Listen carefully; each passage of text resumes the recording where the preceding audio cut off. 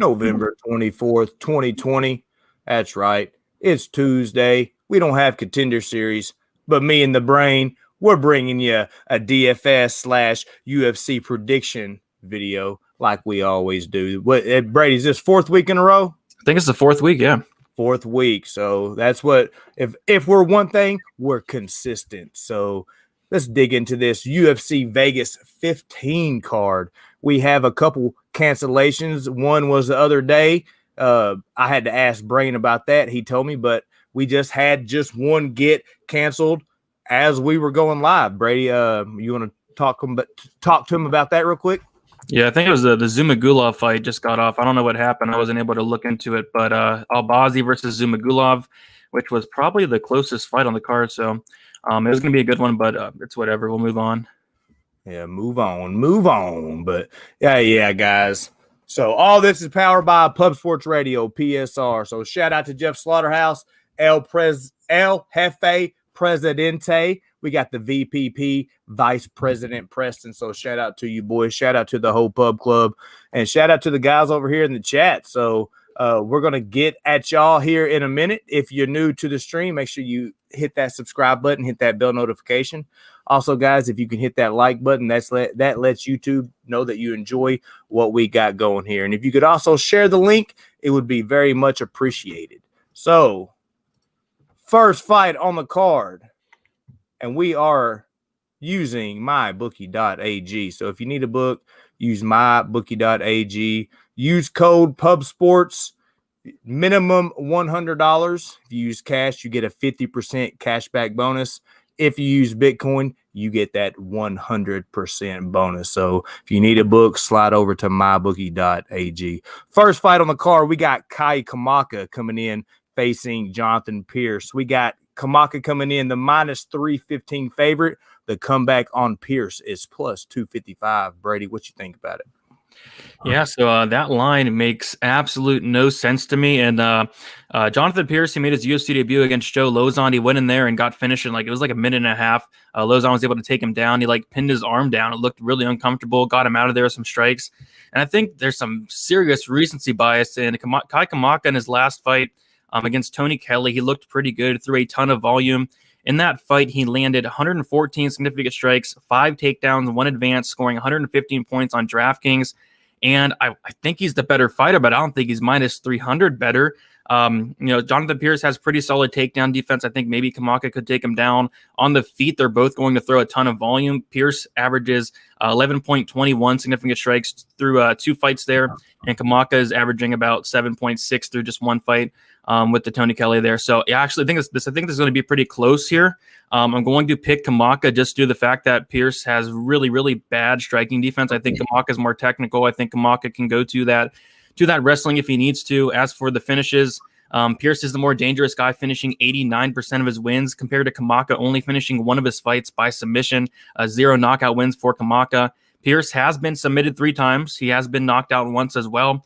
I feel like it's going to be a really good fight. I feel like it's going to be a fire fight. I feel like whoever wins this is going to score high. And I actually don't hate Jonathan Pierce as a pump play at 7,000. I think that line's way off. I think Kamaka is getting way overhyped, but I'm going to slightly lean Kamaka, but minus 300 is just insane for a fight that I feel like is going to play out very, very close. But Kamaka by decision for me.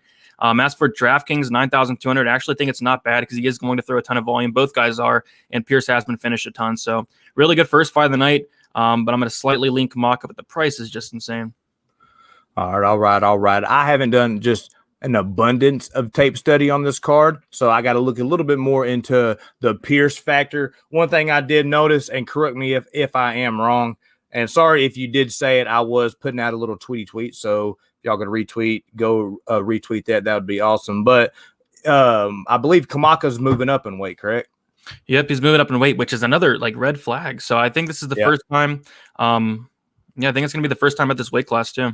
Yeah, and he wasn't the biggest 145er. He was stout, jacked, but just not his body frame's not just the biggest. And Pierce is a pretty decent sized guy coming in 5'11", 6 foot, something like that. Pretty big guy.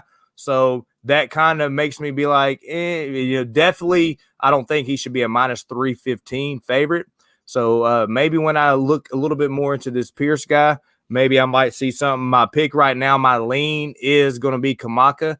He has heavy hands. So right now the lean is Kamaka, but definitely don't want anything to do with that money line, or even I wouldn't even parlay that money line. So just because you don't know with, mess around and was the guy from last week, Koski.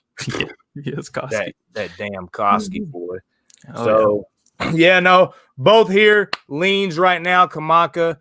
Check us out later on this week. You can, of course, catch Brady all week on his channel breaking stuff down, but you can catch me and him on the premier UFC prediction show, Talking Hands, with me, him, VPP himself, Vice President Preston. He's always laying down some heavy money on a fight. Then you got the El Jefe Presidente. Speaking of laying down that money, he comes out betting them real bets, them big boy bets. So be sure to check out Talking Hands, 9 p.m. Eastern Standard Time. Same time as this show is going to be starting. If there's not a contender series, boom, we're starting 9 p.m. Eastern. So kind of the prime time spot. So we appreciate each and every one of y'all. Let's take this time. We got 30 people in here. If you could share this link, hit that like if you enjoy this.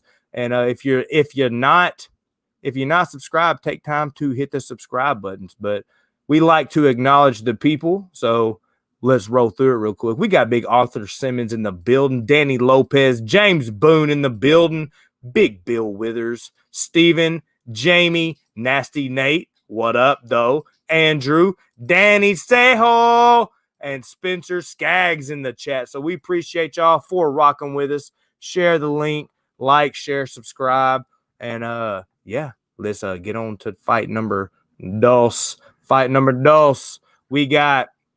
We go back to. We're gonna go off the my bookie side right here. Even though this isn't the correct order of the fight, I'm sure. I'm going off my bookie. I had it up on Tapology. We're going off the order of my bookie, so it might be a little mixed. So just rock with your boy. The next one on the slate, they have Spike Carlyle coming in, the -170 favorite, and the comeback on Bill Algeo is +140. What you think about it, Brady?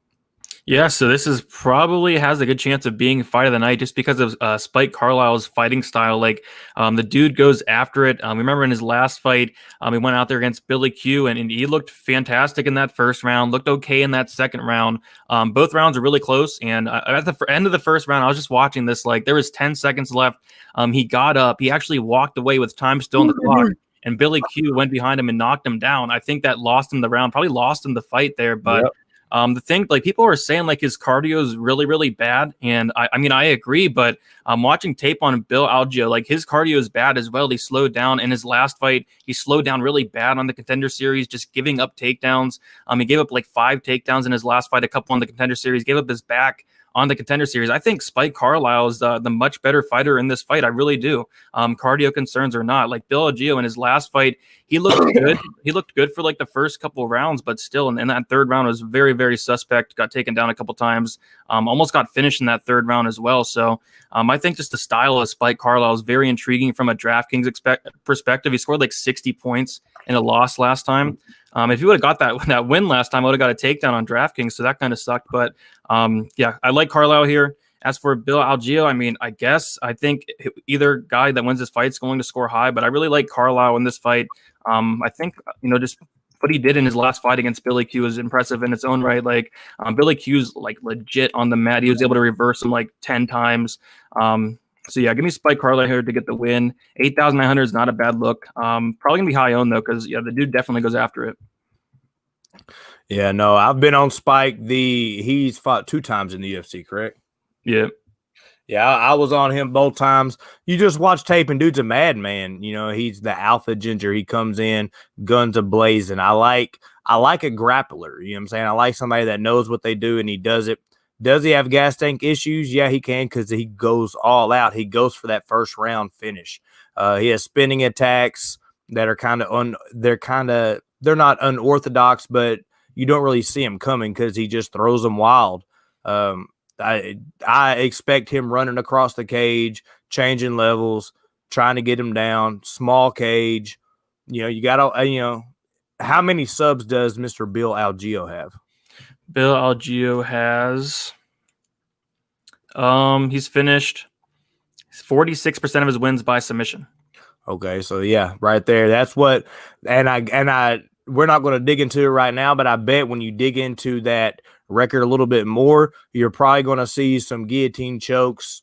You're probably going to see some sneaky subs like that. So that's what we got to look out for here is the Alpha Ginger jumping into a guillotine. He needs to not go if he has some guillotines on his record and he's known for a guillotine, he doesn't need to go for a double and just stick to that double. He needs to like go to a double, chain grapple to a single, and try to run the pipe to get him down to avoid being caught in that guillotine. My pick is the Alpha Ginger. I am a little worried about maybe third round him slowing down and getting caught in the sub. But my lean right now is the Alpha Ginger. So, yeah, guys, we got 43 of y'all now. There we go. We moving up. There you go. Share the link. Y'all know where we're at. We're here each and every Tuesday breaking down the current UFC card. So, 4th week in a row. We're gonna make it 5 next week. So, get ready. Get locked in. I see you boys in the chat. What up though? We got Billy Brisbane. We got BSP Big Show Picks. Check him out on Twitter. I saw he put out a tweet today talking about he was in them woods. Like you see, Brady? Yep. Yeah, he was in the blind. And then somebody commented and they said, that's how I imagine Arkansas's setup is for his streaming. Arkansas just in the woods in a tent. Yes. Down. So shout out to Mr. Arkansas. He might be going live here later tonight, about a 99% chance. He is the creator of the Mecca, the competition that the big brain is in. He is in the competition. That's right. So be sure you want to support him. And I'm all over there too. I'm not in the competition, but I'm all about the Mecca. Big ambassador. We got Boston Nick in it. We got Billy Brisbane in it. We had BSP. BSP, you never know. You might have another shot tonight. It might be a little twist in the Mecca. So we got Millie Mills in it. So TC, I see TC's in the chat. TC's in it. So a lot of people from PSR are in the Mecca. So slide over there, type in Mr. Arkansas, and hit subscribe if you want to catch the boys on another stream. That's the one to catch it on. So Brandon has a question for you, Brady. Who do you think has the best chance to earn a first round KO? I mean, Spike has a chance for a first rounder. Baeza or Sato either can get a first round. Parisian can get a first round. Couple guys there. Probably the best. I don't know. Baeza. Nice. We see you, TC. All right, boys. So yeah, y'all do that. And also, if you new here, we almost got 60 in here. Hit the subscribe button here. You know, we go live here 7 days a week. The only day we didn't was on Sundays, but now we're starting to go on Sunday nights. Not me, but you can catch Nikki. And you can catch Connor Migga Mac covering the Sunday night football now. So we go live all week. So we got content for days. Next up on the fight card, here was the fight that is canceled. That is canceled no more. Next up, we got Sue Mud coming in, the minus 320 favorite, facing Malcolm Gordon. The comeback on Malcolm Gordon plus 260. The over-under is set at 2.5 on here. The under is minus 170. The over 2.5 is plus 140. What you think about it? Yeah, I'm really excited for this fight. I actually have a bet on this fight too. I have Sum at RG inside the distance at minus 120, and just watching tape on Malcolm Gordon, like I swear he's been hurt in every single fight I watch. He gets hit and he covers up. He hates getting hit.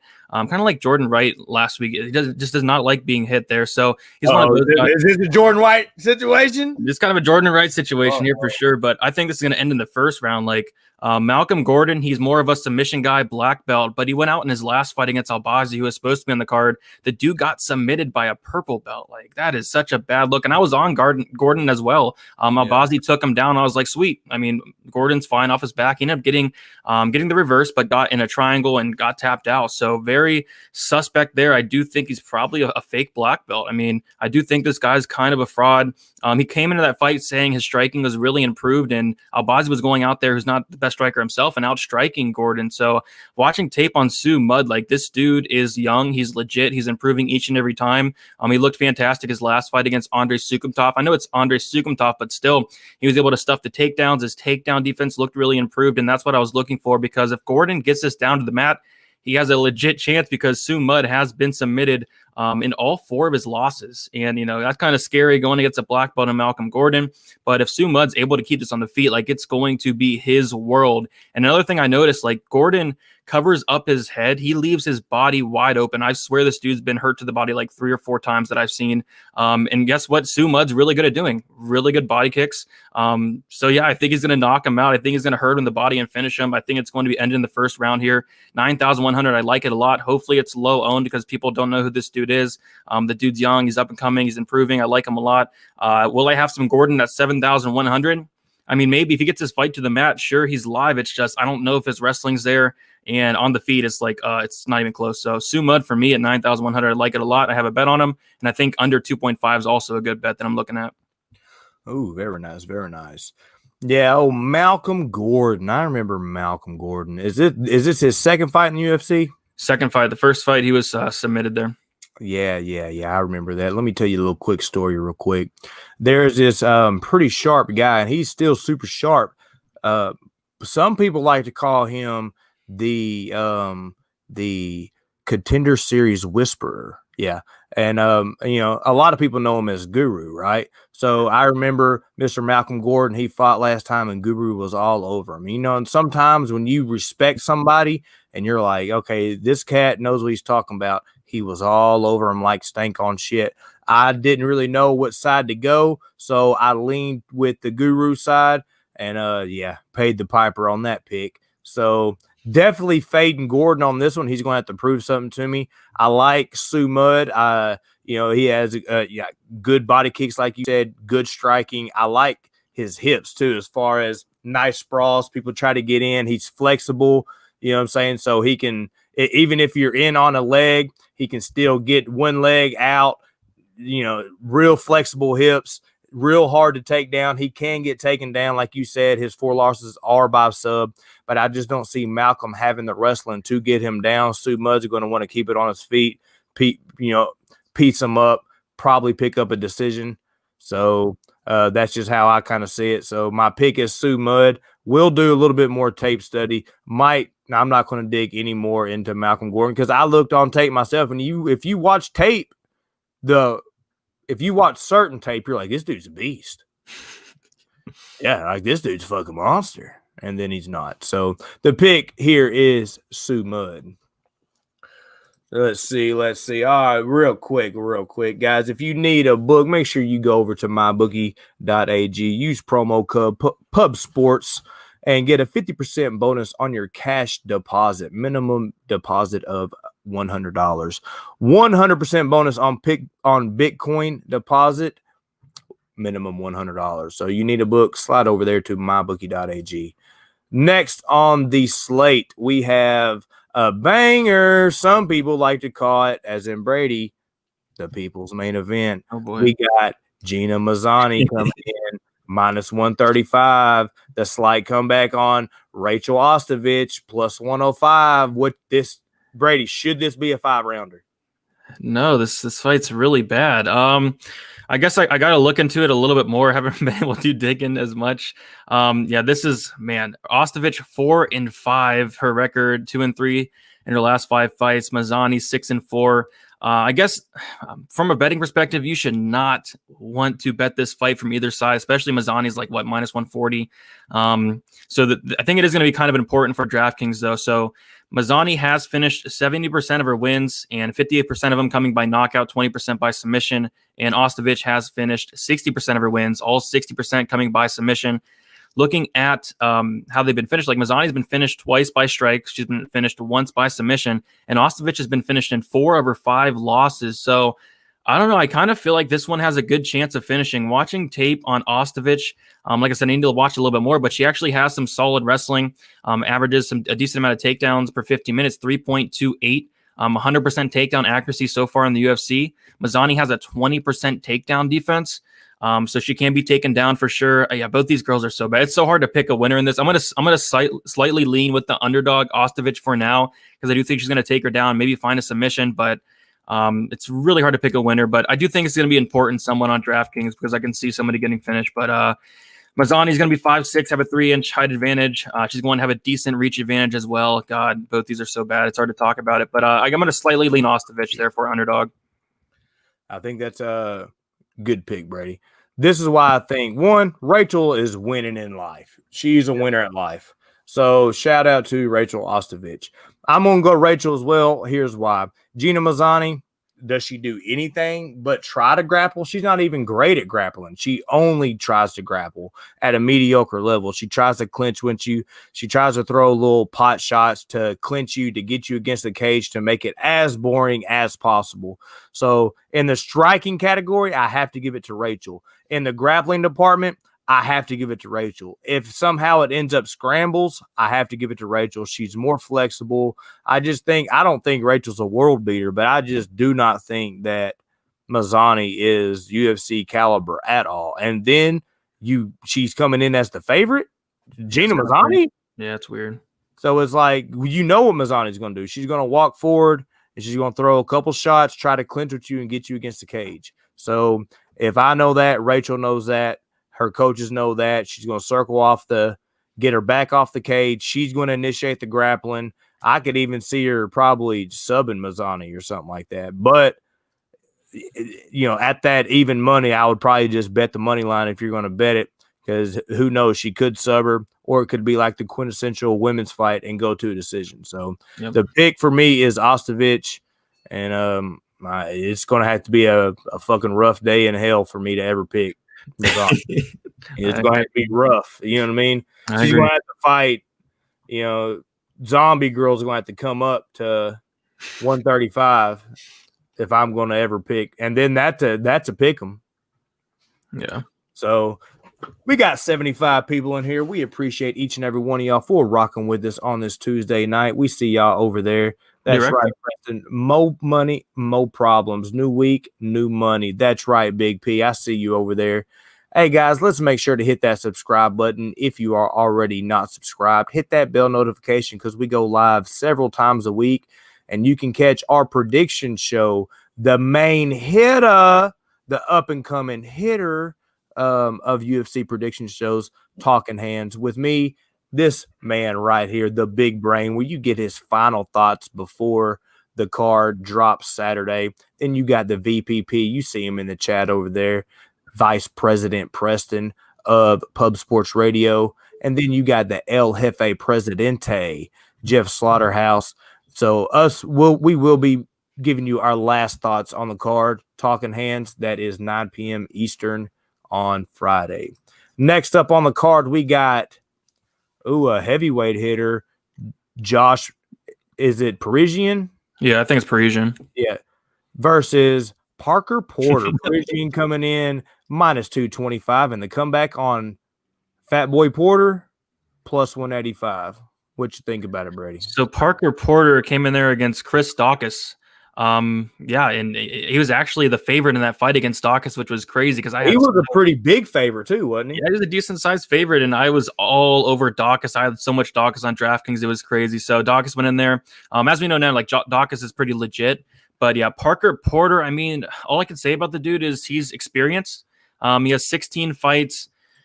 He's kind of athletic for a big guy. The dude just looks so out of shape, man. Like, I heard he's been losing some weight or something, so we'll have to see on the scales. And this is kind of something I want to see at the weigh-ins as well, because maybe Porter has been putting in some work. Maybe, I don't know. But as for Parisian, watching tape on him, he's not great whatsoever. He throws a lot of volume. It doesn't look like he lands with much power at all. He's finished a lot of his wins though, but I'm going to lean with Parisian. I think the line's kind of off. Watching tape on Parisian, he has some pretty poor takedown defense. I've seen him on his back a lot. He's been finished a decent amount as well. He's been finished once by strikes, once by submission. Porter's been finished 4 times by knockout. Sloppy heavyweight fight here, really sloppy. I'm going to go with Parisian. I think he's the better fighter with more upside, the younger fighter, 31 years old compared to Porter being 35.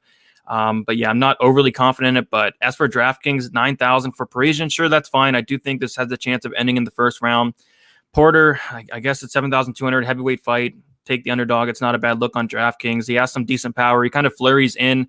He does leave his chin up in the air, though, which is not a good sign. I'm curious to see if he does go to that wrestling. If he does, I think he has a good opportunity to win, but I don't know. I haven't really seen it much. So the pick's Parisian, probably a decent knockout there at 9,000. Don't hate it. Yeah, I'm right there with you on, like, we're agreeing a lot. And I promise you guys that when we come across a fight that we disagree on, we will disagree on it. But just so far, we've just been right there. I think Josh is going to be, apparently he's way faster, but I think he's going to be like even faster than he already looks. Hold on. I got caught up on the Parker Porter shit. Hold on. We got Big Micah Bell coming in with the $10 dono. Give this man a round of applause. Nice. I crushed last week's MMA on DK. Thanks, y'all. There you go. Hey, I'm sure you took this man's advice. And at the end of this show, he's going to give you his best GPP plays, his best cash looks right now, and maybe some pump plays. So stay to the end. He's going to give you his best plays as far as DK. Shout out to Micah Bell, $10 dono. We appreciate you, brother. If you want to be like Micah Bell and give a little bit back to the channel, a penny to whatever, you can do that through Super Chat. Down there where you comment to the left or right, you see a dollar sign. Click that. It all goes back to the channel. So shout out to you, Micah Bell. And guys, we got 85 in here. Let's make sure we're hitting that like and share button and make sure you're subscribed. Parker Porter, Josh Parisian. So Porter's just slow, bro. Yeah. he has, decent wrestling if he goes to it. He can use his body weight. He can hold him against the cage. He can make it boring. He does have decent dirty boxing in the clinch, but dude, he's going to make Parisian look like a Golden Gloves boxer fast. Like, Parker Porter just throws so slow. I see Parisian hitting him 3 or 4 times. He's going to hit him with the spinning back fist at some point in this fight. Parisian does some spinning attacks. Pretty fast for a heavyweight. You look at him, you think this dude is skinny fat. He's not really that good. And not to say that he's even, top 10 heavyweight, but I think he's going to knock out Parker Porter round 1, round 2, something like that. So yeah. I feel fairly confident that Parisian is going to win in this fight. I think he's just the overall a little bit more, a lot more technical, a lot more skilled, but just in his career right now at this point, Parisian's going up a little bit and Parker Porter is plateaued going down. So the pick here for me is Parisian. I don't know if I'm going to bet at anything like that. You can rock with us on Friday on Talking Hands and get our final bets if we have anything locked in, best bets, all that good stuff. So we got 85 in here. We're about 30 minutes in. What I want to do right now is I like to go up about halfway and give some people some love that are in here, because without y'all, we would just be talking fights, me and Big Brain right now. So we got Just My 2 Cents, UFC Betting Experience, Brandon Fry out here, BSP, appreciate the love, BSP, Jack Attack, shout out to Jack Attack MMA, check him out on all social medias. You got Jack Reinhart, what's up, brother? TJ Kill, what up, TJ? Gregory, what up, though? Aldo, he's right on that comment, too, though. Yeah. We got VPP, what's up, P? James Boone, you ain't lying about that comment. Nick, you are right as well, brother. Shout out to you. We got Spencer Skaggs out here. Let's go, Cowboys. I think me and the only people in the world that like the Cowboys right now, Spencer, but let's go. We got Masio, bang, bang. We got Brian Brackett out here. Micah Bell coming through with a dono. Bookie Killers. We got Big Dustin, AJS. So we got the boys out here. Danny Sejo. We like to call him his birth name, Danny Sejo. His pub name, Danny Hairline. Hey. Danny Hairline. Best hairline in the biz, though. So let's get on to this next one right here. We're rolling right along. We got Martin Day coming in, your minus 165 favorite, facing Anderson Dos Santos. The comeback on Dos Santos is plus 135. The over-under is set at 2.5. The over is minus 225. The under is plus 185. What you think about it, Brady? I actually think this fight's going to be really, really fun here. Two guys that are going to probably stand and bang. Martin Day in his last fight won me some good money. So I had Davy Grant in that fight. Martin Day, I believe, was up probably 2 rounds. It was close, though. He dropped Davy Grant in that first round. And in the third round, he got caught by Davy Grant. I think that was like one of Davy Grant's like first knockouts, something like that. He didn't have many knockouts on his record. And in an interview, Davy Grant actually said he was going to go out there and knock out Martin Day, and he did. So that was kind of cool there.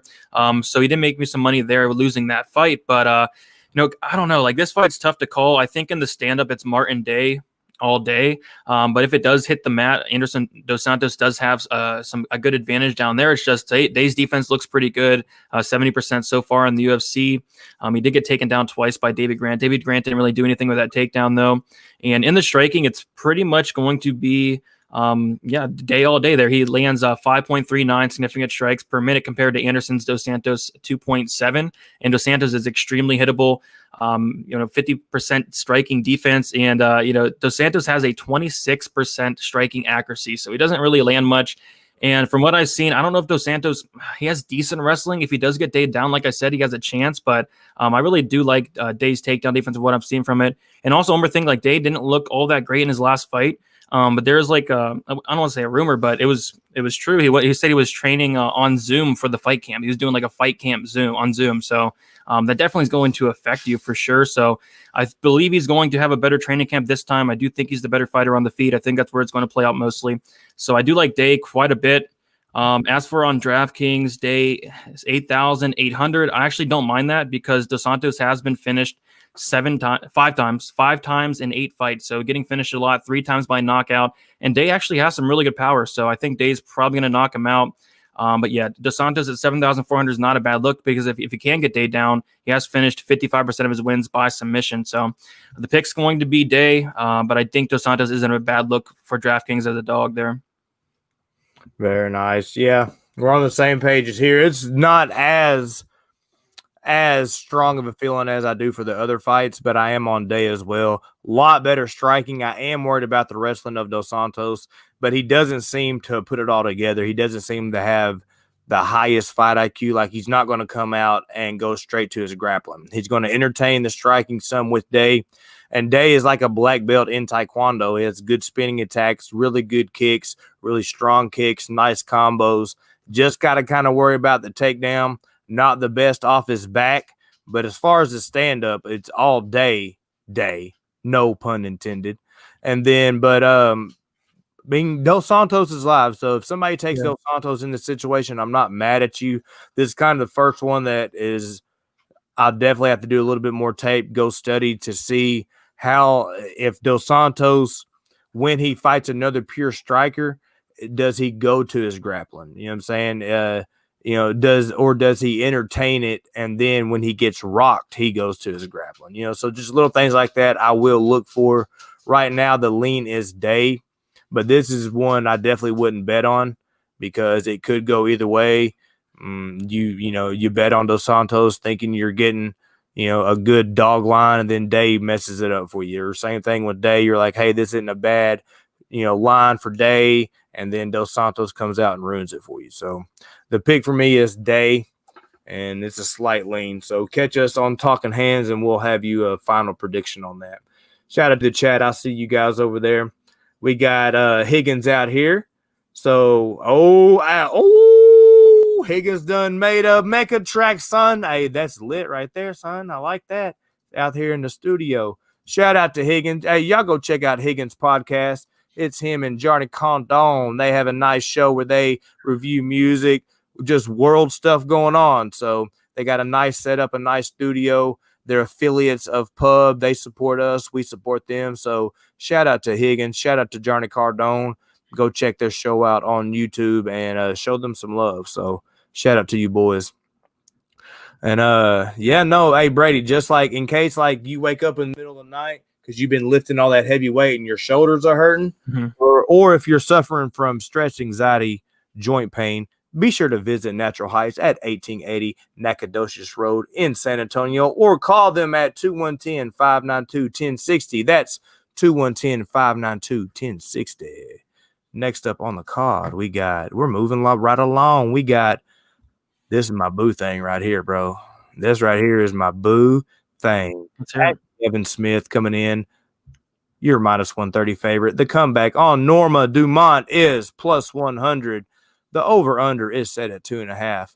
The over is minus 270. The under is plus 210. What you think about it, Brady? Yeah, so this fight is extremely hard to call because there's like zero tape on Dumont. There's like 3 fights out there. One of them was that Megan Anderson fight. And the fights that I did watch pre-UFC, she looks really good. The problem is they're like against like 1 in 4 girls, so it's really hard to gauge that competition. But she looks decent. It's just she's fought nobody. She's literally 4-1. She has 5 fights in MMA. So I don't know, somebody knows something about her because you'd think that Ashlee Evans Smith here with a lot more experience in the UFC should be kind of a bigger favorite, but this line is close. And I don't know. I like that Smith does throw a lot of output. She lands 4.86 significant strikes per minute. In the Dumont's fight against Megan Anderson, she was able to take her down, which was nice to see, but ultimately got knocked out by Anderson. I don't know. I'm probably going to go with Dumont here. Not overly confident in it. There's just not enough evidence for me to be confident either way. I see a lot of people betting Ashlee Evans Smith. I don't know if that's a great idea because there are so many unknowns for Dumont. Women's MMA, I feel like it's going to be close. I'm not overly high on Evans Smith. Give me Dumont here, but not confident. I want to see the weigh-ins because I think Dumont's pretty big, actually. Dumont is 5'7" with a 67-inch reach, and Evan Smith is 5'8", 67.5-inch reach. So I'm taking Dumont here. As for DraftKings, I think it could be interesting because Evan Smith throws a ton, and Dumont is a decent finisher himself. Dumont has finished half of her wins by submission. So I don't know, but tough fight to call. Ashlee Evans Smith has been submitted twice, and Dumont has been knocked out once by Megan Anderson. So I'm going to slightly lean with the dog here. Women's MMA, why not? Well, Brady, you go against my boo thing. The only thing that can stop me from ripping your rear end right now is a dono. We got a dono from Johnny Fight Palace. Shout out to you, Johnny. He said, heart says Derrick. Head says Blaydes. Salute Mo, Nikki, Big Show, and the family. God bless you. Shout out to you, Johnny. Y'all go check out Johnny's channel on YouTube. He is a boxing guru. He's a boxing extraordinaire. He calls the hitters, Big Johnny. Shout out to Johnny. Johnny's Fight Palace. If you want to be like Johnny and give a little back to the channel, you can do that through Super Chat. So shout out to you, Johnny.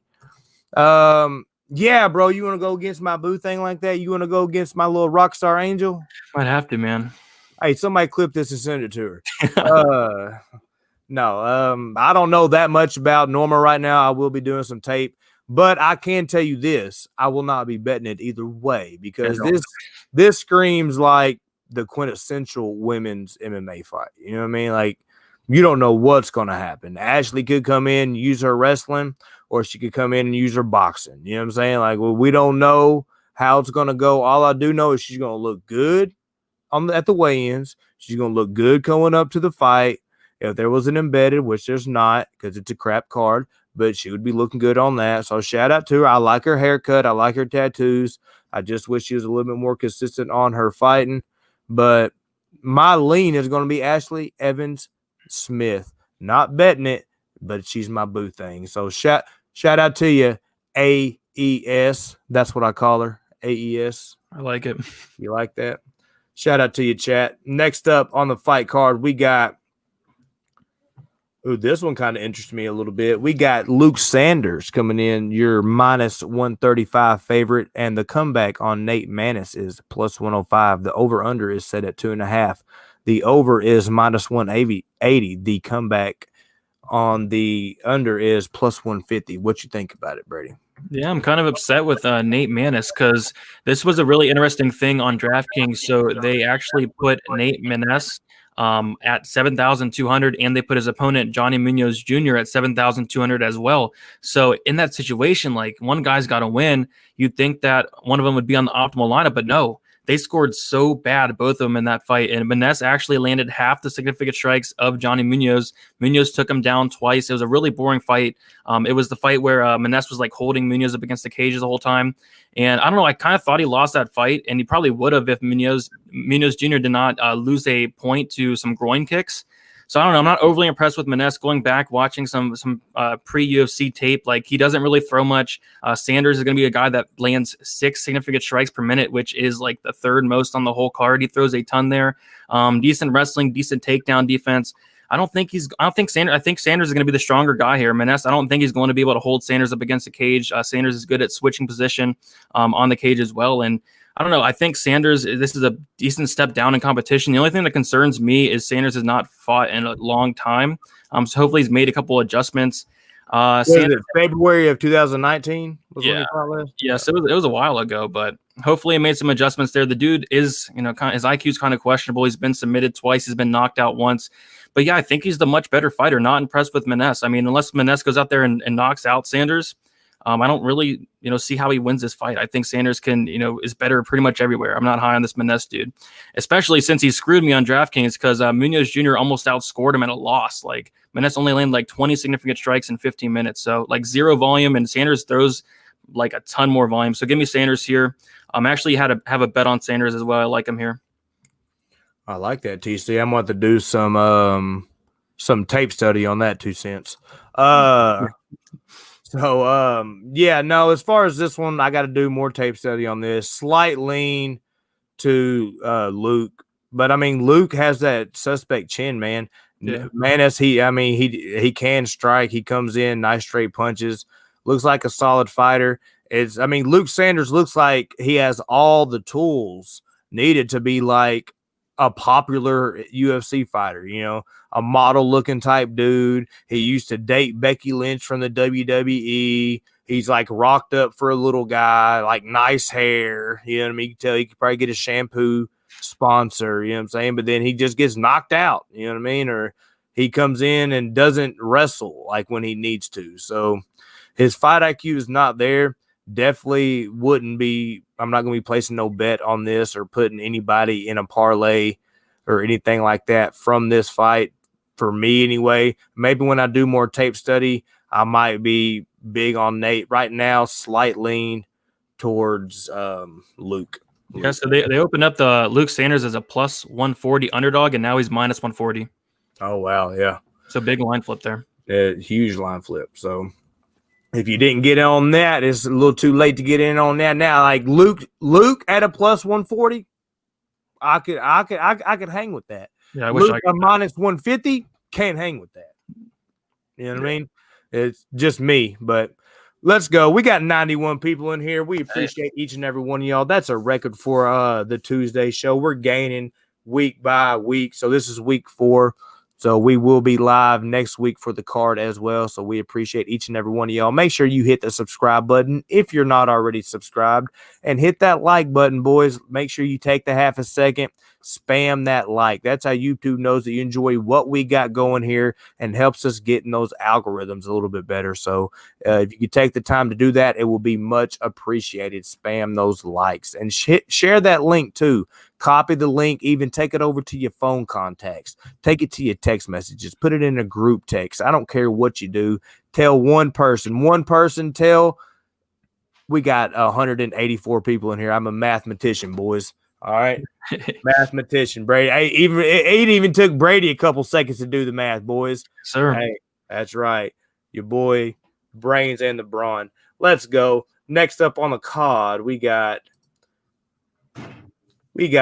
Takashi Sato versus Miguel Baeza. Baeza's coming in. You're minus 150 favorite. The comeback on Sato is plus 120. The over-under is set at 1.5. The over 1.5 is minus 125. The under 1.5 is minus 105. What you think about it, Brady? Yeah, definitely a fight you want to target on DraftKings here. Both guys are really good finishers. Both guys hit really, really hard. And watching tape on Baeza, I actually think he's really good, very technical. I like his striking defense as well. There's a big narrative going around that, Baeza is going to lose because he got rocked by Matt Brown in his last fight. Well, Sato got rocked by Ben Saunders. And he was actually outstruck by Ben Saunders in the first round as well. He ended up knocking out Ben Saunders in the second round, but really how impressive is that? And I'm just not impressed with Sato as a whole. His last fight, he knocked out Jason Witt on a couple days short notice. Jason Witt's been knocked out like 6 times in his career. So Sato hasn't like really proved anything to me yet. Sato's loss, and the one loss in the UFC was against Bilal Muhammad. Muhammad was able to take him down. I think he submitted Sato in the third round there. And as for the striking goes, Baeza is going to be the one throwing more volume. He lands just about 5 significant strikes per minute compared to Sato's about 3.94. Baeza is more of a combo guy. He's going to throw more combos. Sato's like 1 or 2 punches at a time. And both guys hit hard. They do. But I think the guy that's more defensively sound is on the Baeza side. 9-0, undefeated.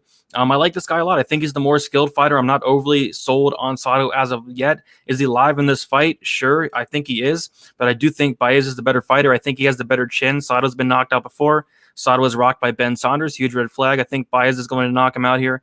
And I do have Baez in a parlay. I'm going to have a lot on DraftKings at 8,700. On the flip side, Sato at 7,500. Not a bad live dog there because he has that knockout power. And we have seen Baeza rocked before. Not officially knocked out. But yeah, I think this fight's going to be a banger. Yeah, no, this one is going to be, I think somebody's going to get finished in this one.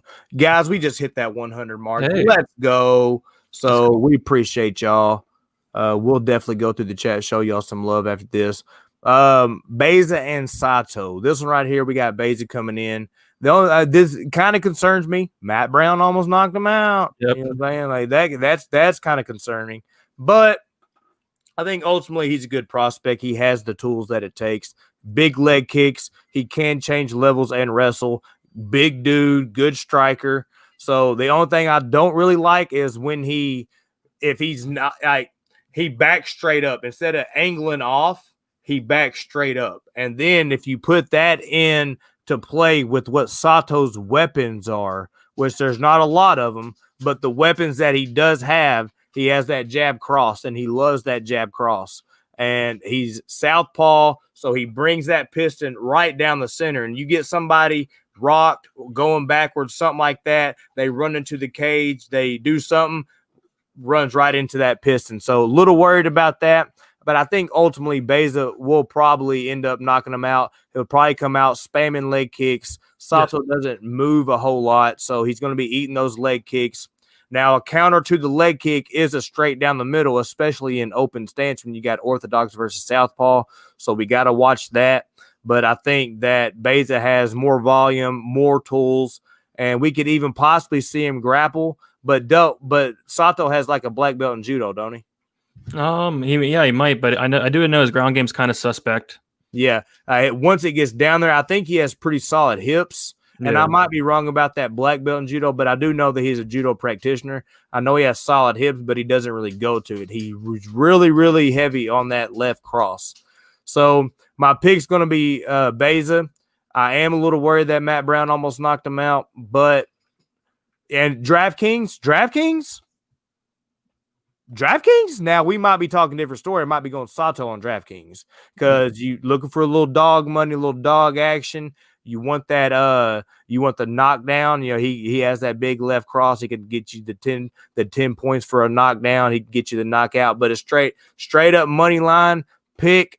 We gotta go Baeza. I think the younger prospect wins here. I think those leg kicks we're gonna see are gonna come into play. I think because he doesn't check a lot of leg kicks, Sato don't. So I think those leg kicks are going to come into play. So the pick for me is Baeza. Yeah, I'm glad you mentioned the leg kicks. Like that's a big part of this fight that I like from Baeza's side. Yes, sir. Yes, sir. So yeah, shout out to you boys. Let's scroll up real quick. I'll scroll up about halfway. Show these boys some love. Go up to where Johnny get that $5 dono. Shout out to you again, Johnny. Be sure to check my man out on YouTube. Danny say hell, we see you, brother. TC still over there. TJ Hill. Jack Attack, the VPP out here, mixing and mingling with the people. That's right. Mixing and mingling. AJS out here. We got Junior Smile, BSP out here. Higgins, be sure to check him out. He said, we'll be going live after you fellas are done. Premiere the track. Nice. Appreciate that. Check that. Higgins podcast. Check that out. Let's see here. Let's keep rolling. Like I said, we got Johnny out here. We got 2 cents out here. We're talking fights. We're talking boxing in the chat, boys. Be sure you're dropping over here on Tuesdays if you want to get in that action, in the fight talking action, whether it's boxing, MMA. It's all going down in the chat. Spencer Skaggs out here. Appreciate that, Spencer Skaggs. Robot, what's up? Mowing the house. That's right. Robot's followed me for a while now. Appreciate that, Robot. Mo Sauce, that's right. I don't know if that's a troll account, but you can't troll me because I don't care. Let's go, Mo Sauce. Let's see. Don't know how to say that name, but we're gonna call you Oos. What's up, Oos?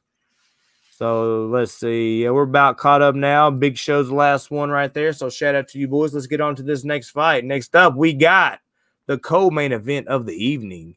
We have Anthony Lionheart Smith coming in, your minus 140 favorite, and Devin Brown Bear Clark coming in, your plus 110 dog. The over-under is set at 2.5. The over is minus 130. The under 2.5 is even money. What you think about it, Brady? Yeah, this is probably the toughest fight to call on the whole card, just because Anthony Smith, he's looked awful in his last couple fights. Against Teixeira, he had a really good first round. After that, he looked awful, got dominated, ended up getting finished in that 5th round, an absolute beating from Teixeira. And in that fight, I kind of cut him some slack because he said he hasn't been training much in the gym. He said he was using his wife's workout equipment for training camp. So I kind of, let it slide a little bit. Against Alexander Rakic, he put up no fight at all. Rakic went out there, got some leg kicks, and then just pretty much dominated him for 15 minutes. So I don't know, Smith, I think he's on his way out, and it's understandable. He's taken so much damage. I think he has 49 or 50 fights on his record, so he's been through it all. Only 32 years old, but the damage he's taken is definitely adding up.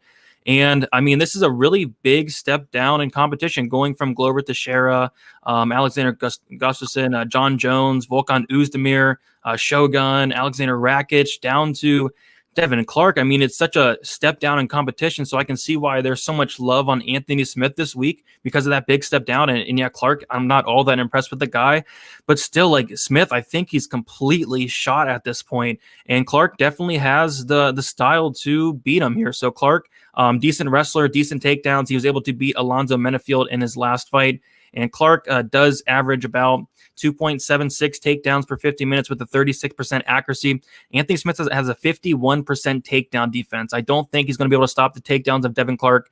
I think Clark can hold him against the cage. Can Smith finish him? I mean, you'd like to think Smith has finished 91% of his wins. I think if there's a finish in this fight, it's going to be on the Smith side. But how can you trust the dude at this point of his career? Man, I'm actually going to take the underdog here and go with Devin Clark. But on DraftKings, I'll probably play some Smith at 8,500 because, he has 91% finish rate compared to Devin Clark's 33%. And Clark's not going to go out there and finish Anthony Smith. Clark is not the best fighter in the world, actually pretty chinny himself. Clark has been finished 2 times by knockout and 2 times by submission. He's been finished 4 times in 16 fights. Anthony Smith has been finished 6 times in 49 fights. So Anthony Smith, the more durable fighter. I mean, the better fighter, but at this point, how much better really is he than Devin Clark? So slightly into Devin Clark on DraftKings. I don't know how much Devin Clark I'm going to play. Maybe it's a couple takedowns, but I think if there's a finish, it's going to be on the Smith side. Yeah, I don't think this is really one to target on DraftKings just because of the side. If it goes the opposite way I think it's going to be, then yeah, I guess you probably should target on DraftKings, but I just don't see it.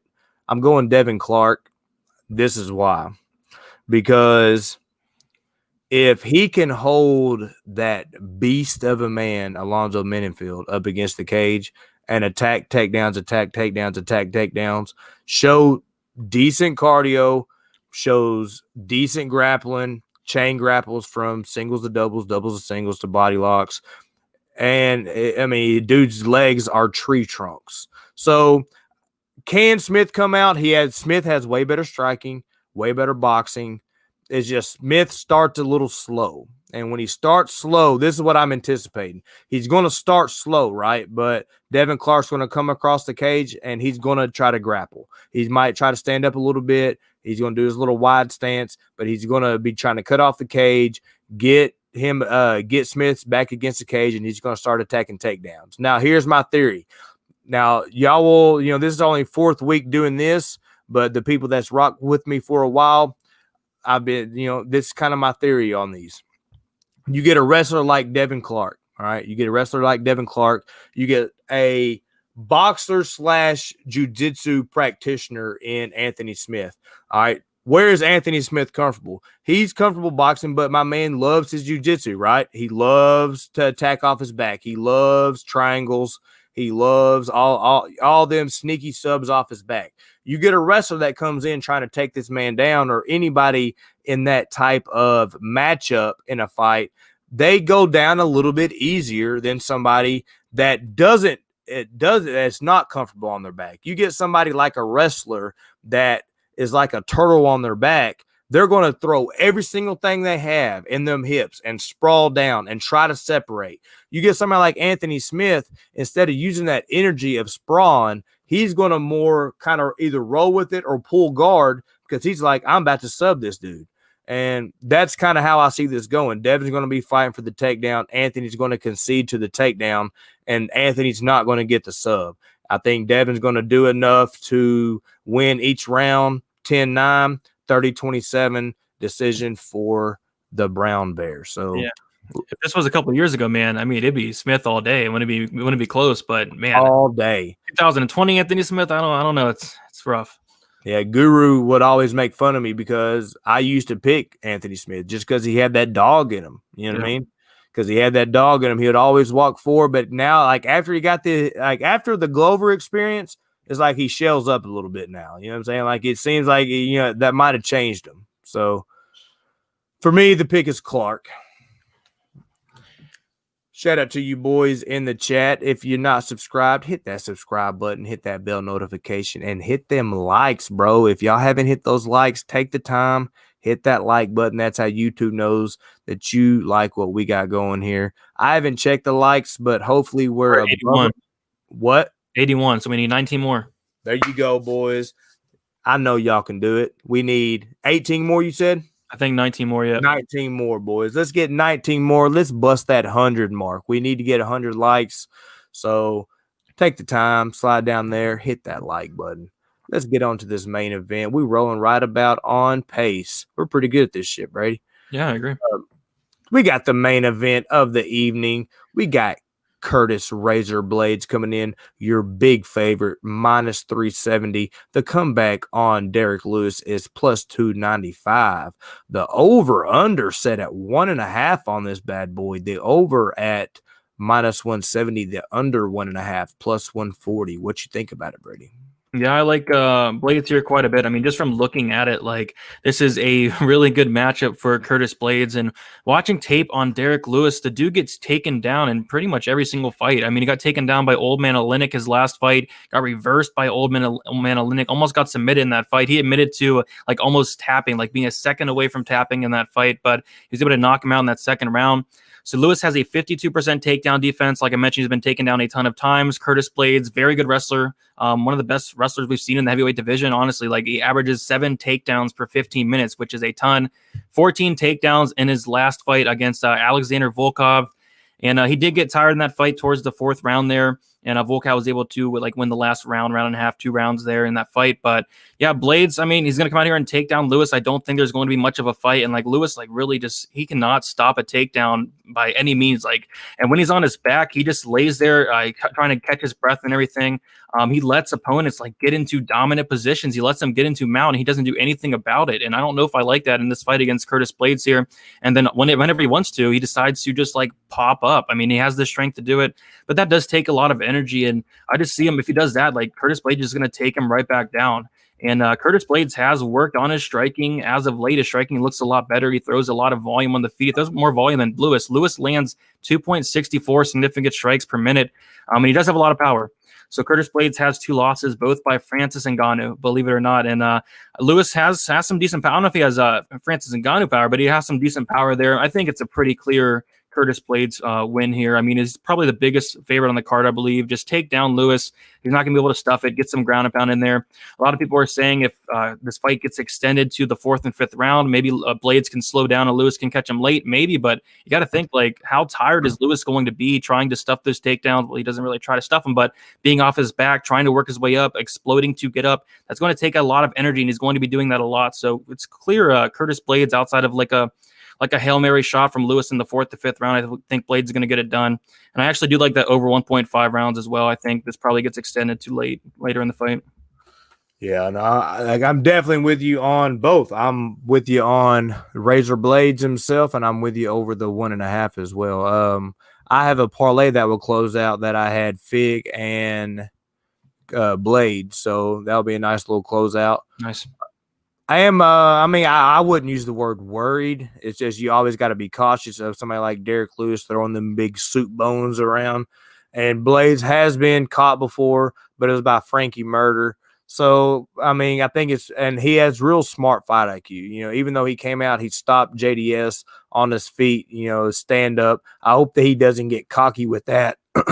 So hope he goes to the wrestling. And I think with Derrick Lewis, he knows where he has to, where the one place he has to be careful is standing on the feet swinging. So I think he might keep range, throw his jab out there, change levels, and make Derrick Lewis work. And I think it's going to go over the 1.5. I see probably round 3, round 4, Derrick Lewis finally getting tired of fighting the takedown, finally getting tired of, Blaydes being on top of him.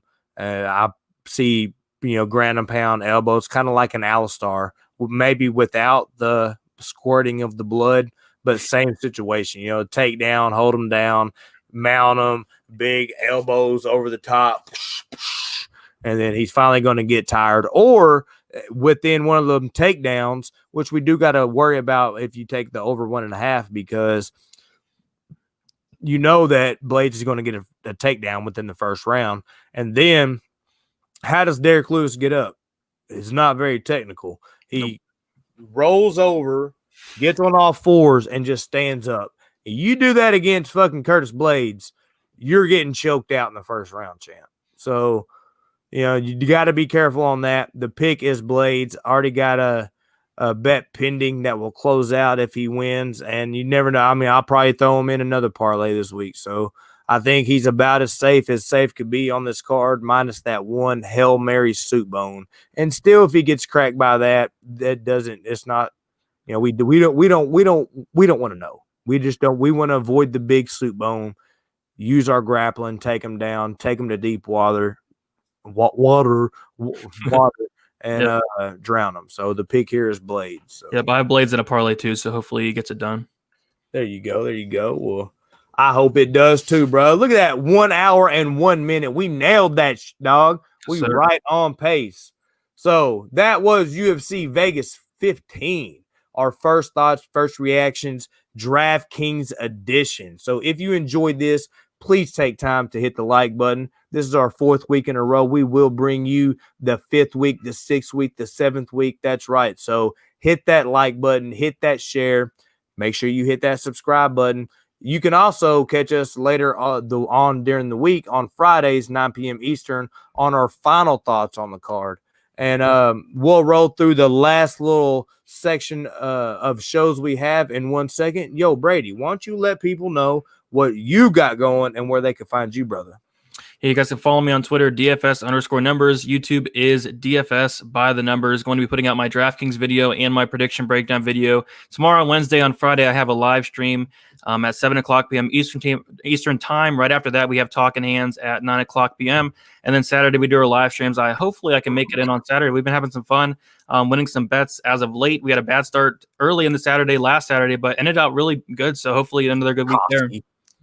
Yep, Koski, but we ended it with Figueiredo and Means and Buckley knocking out Wright, which was my main event there. Hey, it was my main event too, brother. It was my main event too. Oh, awesome. Hey, because we ain't gonna say his name in front of 100 people. He ain't never sat in front of 100 people, so we're not gonna say his name on it. But he didn't leave. He did not let us down on the pick. It was a beaut. Mm-hmm. So. Yeah, as far as how the pub schedule goes, you can find us Monday nights, Monday Night Football. We had about 3.5K views on that bad boy last night. Be sure you rock with us on Monday. Tuesday, you catch me and Brady right here, 9 p.m. Eastern, breaking the current UFC card down. Wednesdays, you got Millie Mills seconds out with the MMA prediction guru. Thursday, when there's Bellator, you catch us here. If not, Thursday Night Football, that's right. As the NFL's rolling, you'll catch us right here breaking down that NFL game, kicking it, live bets, all that goodness. Friday, Talking Hands, 9 p.m. Eastern. It's going to be a banger. The new up-and-coming hitter on the MMA prediction scene. So, they've been around for a while. We just starting to make some big old waves. So be sure you're rocking with us there. Saturday, each and every UFC event, we go live from start to finish. Live bet that bad boy. We have a pretty good winning percentage over there. So you want to win some money, have a good time, watch the fights with the boys. Be sure you rock with us on Saturdays. Also, you got Saturday morning college football with Connor, Miguel, and Mac. You got Sunday NFL breakdowns with Connor Mack. And Sunday, you got Sunday night football with Connor and Nick. Throughout the week, you got Billy Briz on his NFL DFS slate. So be sure to rock with Billy Briz. And you got razor sharp picks on them ponies Tuesdays and Thursdays. So that's the slate. And be sure to rock with us on Pub Sports Radio. You can find me, Mo Scream, on Mo Scream Fight P1 on Twitter. A little over 10K followers. I'm not stingy with the follow back. You come support me and I'll support you. That's how this world works. And make sure you're subscribed to the channel. And if you need a book, be sure to hit up mybookie.ag. Use code PubSports. Save you some money. Use cash. Use minimum $100. You get the 50% deposit bonus. Minimum $100 Bitcoin. You get that 100% bonus. Bulksupplements.com. Use code PubSports, save you some money. Get jacked like me and Brady. Get you on them amino acids, them proteins, and get yourself in the gym. You got builtbars.com. Use code PubSports, save you some money there. Wolf Spreads. Go download that app in your Apple iTunes store, Google Play Store. It's a game that you download. You go search Pub Sports Battle Royale, and you have $2,000 to bet the slate. You either bet money line, spread, or totals, and the winner of that competition of the pub each week gets free pub merch. So slide over that. That's Wolf, WOLF, Spreads, SPREADS. So that's all the sponsors, all the love for Brady, for your boy Mo. This is Pub Sports Radio. We got over the 100 likes, 106. We see y'all out there. We love each and every one of y'all. Till next time, we out. Peace.